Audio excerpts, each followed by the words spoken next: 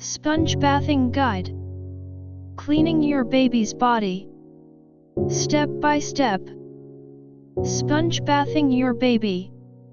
Sometimes, giving your baby a sponge bath can be an effective alternative, especially if your baby is sick, has low weight, or feels nervous in water. Here's how you can clean each part of your baby's body gently and effectively. Skin. Use a soft sponge or flannel dampened with lukewarm water to gently clean your baby's skin. Dry the skin with a soft towel and apply baby oil to moisturize it. Eyes.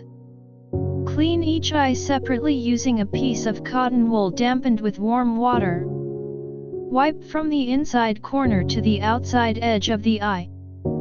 Ears.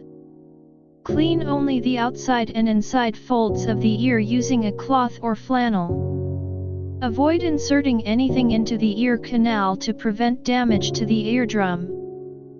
Nose. Clean the baby's nose daily with a cloth or flannel from the outside, wiping gently around each nostril. Nails. Clip your baby's nails regularly when they are asleep to prevent accidental scratching of the face.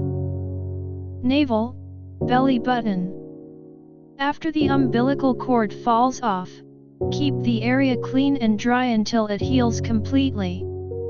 If you notice any discharge or redness around the area, consult a doctor.